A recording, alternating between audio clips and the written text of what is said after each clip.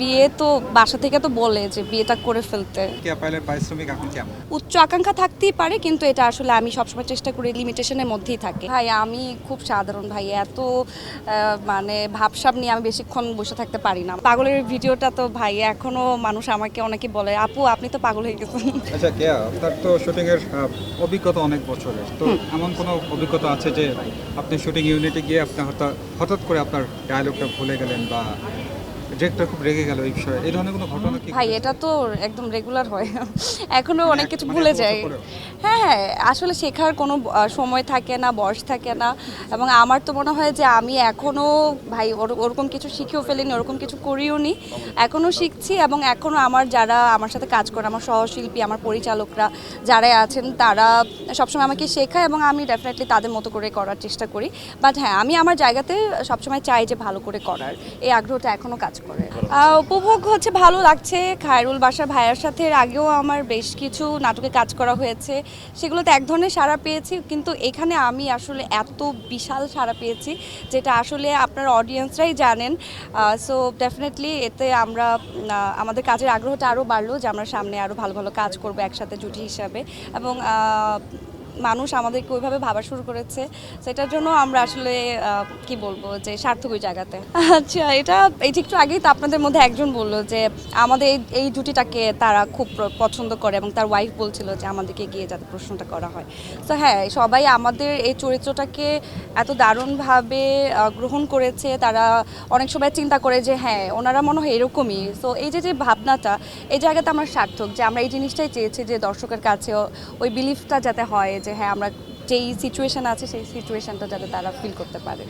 আরেকটা বিষয় একটু জানার বিষয়, সেটা হচ্ছে যে তারকার খ্যাতির বিড়ম্বনা হয় এবং সেটা সে নিজেও ভুক্তভোগী হয় এবং সেও অনেক সময় খ্যাতির জায়গা থেকে তার একটা পরিবর্তন আসে আচার আচরণগত, সেটা আসলে কেয়া পায়েল কতটুকু হয়েছে তার ক্ষেত্রে? ভাই আমি খুব সাধারণ ভাই, এত মানে ভাবসাব নিয়ে আমি বেশিক্ষণ বসে থাকতে পারি না, আমার ভালো লাগে না। আমার মনে হয় যে এটা আমার জন্য এক্সট্রা একটা প্যারা, একটু ভাবসাব নিব মানে আমি কতক্ষণ এভাবে বসে থাকবো, আমার কি পুরো রোবট ফিল হয় আমার মধ্যে। আমি খুবই আমার মতো করে থাকতে পছন্দ করি। আমি যখন সেটে থাকি আমি মানে সবার সাথে মিশে চলি, আমার মতো করে বসে থাকি, আমার মতো করে খাই, আমার মতো করে দুষ্টুমি করি। এবং আমার মনে হয় যে মানুষ বাঁচে বর্তমানে, সো বর্তমানটাকে আমি সবসময় এনজয় করি এবং বর্তমানের মধ্যে আমি বাঁচতে চাই। সো এখানে এত ভাব ভঙ্গিমা ধরে আসলে লাভ নেই, জীবন কখন শেষ হয়ে যায় বলতে পারি না। কিয়া জীবনে এমন কোনো অ্যাক্টর আছে যাকে, মানে বলিউডের কথাই বলবো, যেহেতু বলিউডের অ্যাক্টরসদের প্রতি একটা ভালোবাসার জায়গা থাকে অনেক মেয়েদেরই, এরকম কেউ আছে কিনা যাকে আপনি কেয়া পায়েল ছোটবেলা থেকেই খুব পছন্দ করতেন?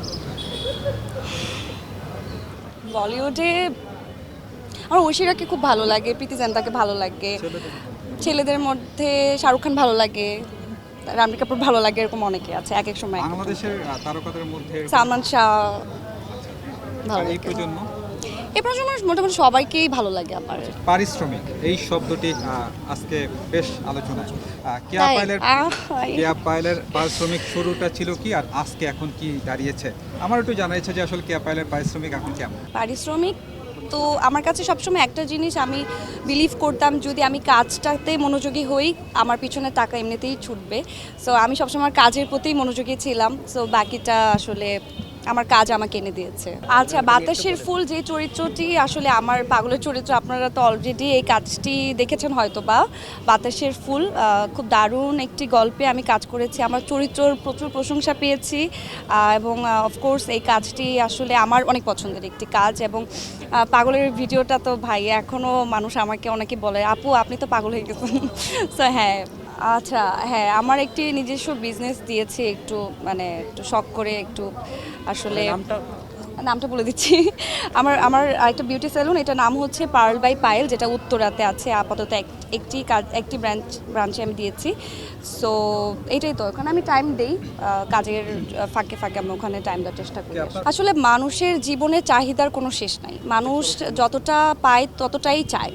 সো আমি আমার চাহিদাটাকে আমি সবসময় লিমিটেড রাখি, কারণ বাঁচতে হলে অনেক বেশি কিছু দরকার হয় না। সর্বোচ্চ কী লাগে, হয়তো একটা গাড়ি, একটা বাড়ি, একটা ঠিকঠাক জব, মাস শেষে কিছু টাকা আর ভালো একটা পরিবার, দিন শেষে কিন্তু এটা দিয়ে আমরা আমাদের জীবনটাকে চালাতে পারি। সো উচ্চ আকাঙ্ক্ষা থাকতেই পারে, কিন্তু এটা আসলে আমি সবসময় চেষ্টা করি যে আমার আকাঙ্ক্ষাটা আমার যাতে লিমিটেশনের মধ্যেই থাকে, তা আমি আর সবসময় আমার অপশন বি চিন্তা করি, এজন্য আমার আসলে ওই কষ্টটাও একটু কম ফিল হয়।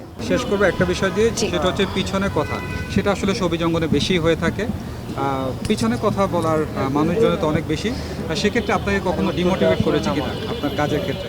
আমি শুনি না, আর আমার সামনে তো কেউ বলে না, পিছেই বলে, আর পিছে মানে তো বোঝাই যাচ্ছে যে সে আসলে সামনে বলার ওই ব্যাপারটা থাকলে তো সামনে এসেই বলতো, সাহসটা তো নাই। তো এই জন্য আমি আর পিছে কথা আসলে শুনে মন খারাপ কেন করবো, আমার এখন কেন সময় নষ্ট করবো এগুলো ভেবে। আসল বিয়ে কবে সেটা একটু আসল বিয়ে কবে মানে কত বছর পরে প্ল্যান আছে? ভাই, এটা তো আল্লাহর ইচ্ছা। এটা তো জন্মমৃত্যু বিয়েতে আমি অলওয়েজ বলি যে এটা আসলে লেখা থাকে, ভাগ্যে যে আছে সেই থাকবে। আর বিয়ে তো বাসা থেকে তো বলে যে বিয়েটা করে ফেলতে, তো দেখা যাক। বাসার পছন্দ হবে নাকি আপনার নিজের বাসার মা বাবা তো ডেফিনেটলি, মা বাবার পছন্দ আমার কাছে সবসময় মেন প্রায়োরিটি, বাট হ্যাঁ আমার পছন্দও থাকতে হবে।